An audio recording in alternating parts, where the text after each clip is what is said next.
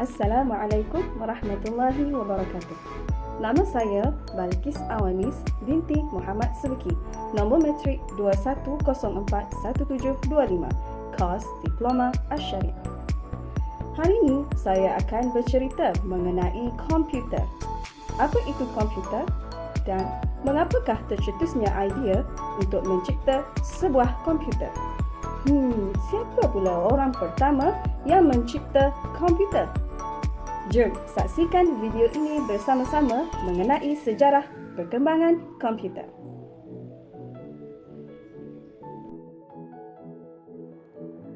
Komputer adalah alat yang dipakai untuk mengolah data menurut perintah yang telah dirumuskan. Komputer adalah suatu alat elektronik yang terdiri dari beberapa komponen yang dapat bekerjasama antara komponen satu dengan yang lainnya untuk menghasilkan informasi berdasarkan program dan data yang ada. Masa kini, komputer sudah semakin canggih.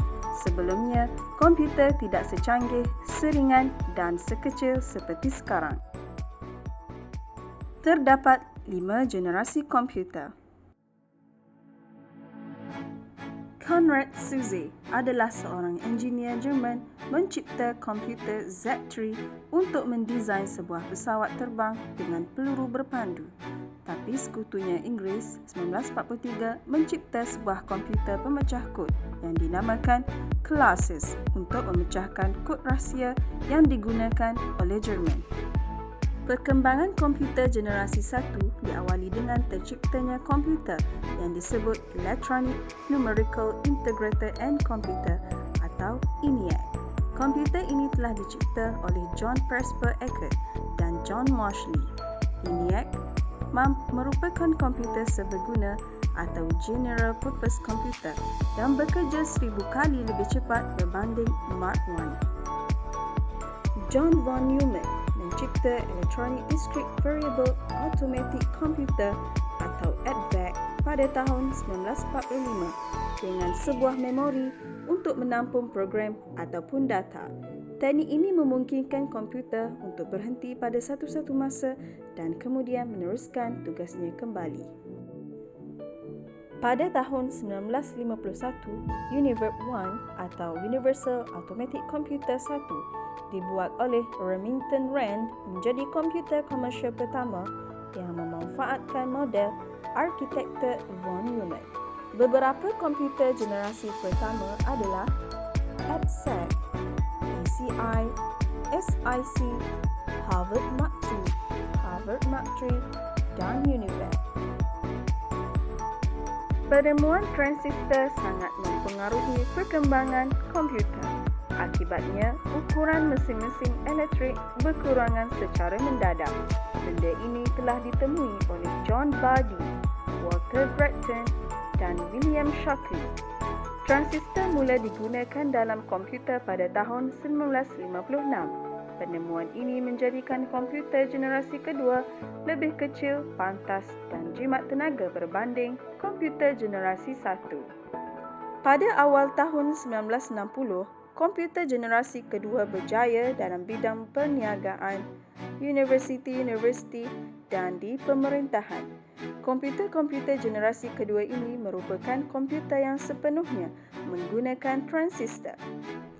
Komputer-komputer ini juga memiliki komponen yang dapat digunakan pada komputer masa kini seperti printer, penyimpanan dalam disket, memori operating system dan program.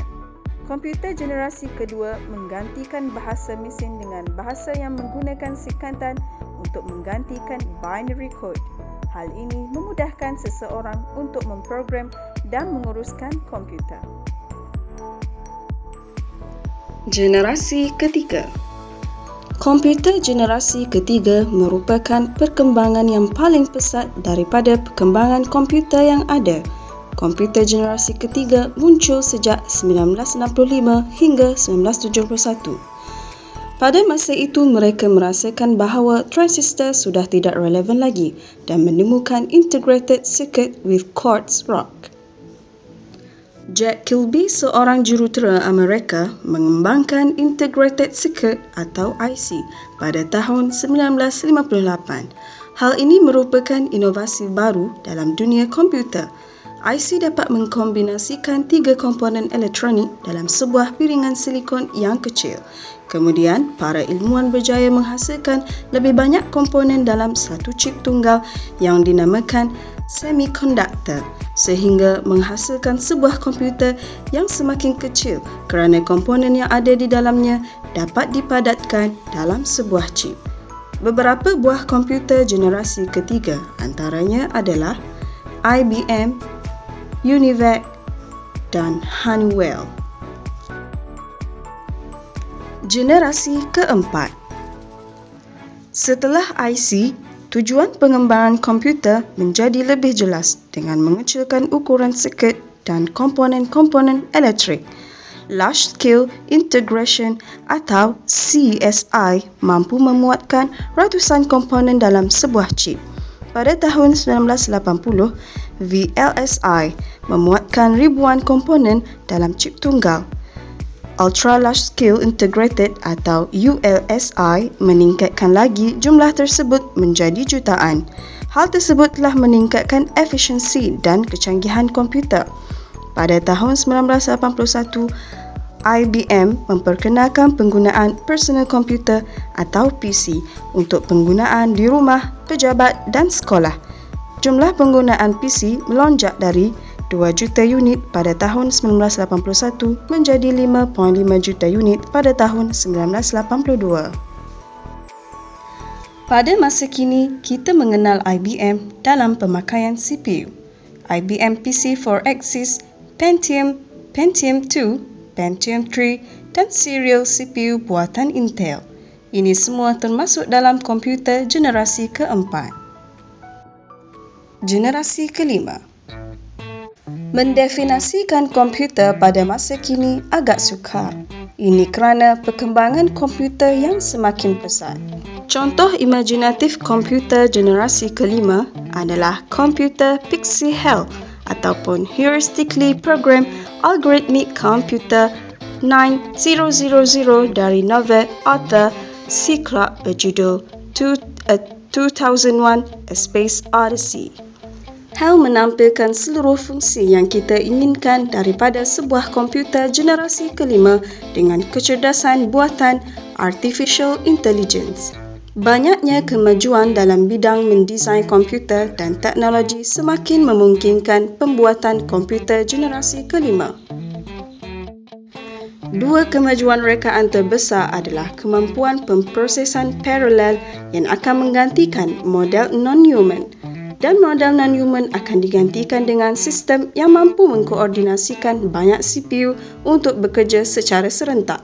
Kemajuan lain adalah teknologi berkonduktor yang memungkinkan aliran elektrik tanpa ada gangguan apapun yang nanti akan mempercepatkan kecepatan informasi.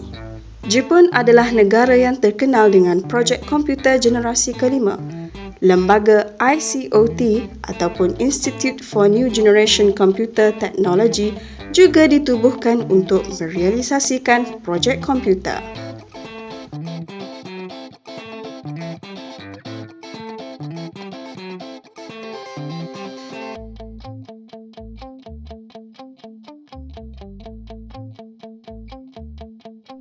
Anda rasa video ini menarik? Jangan lupa like, komen dan share.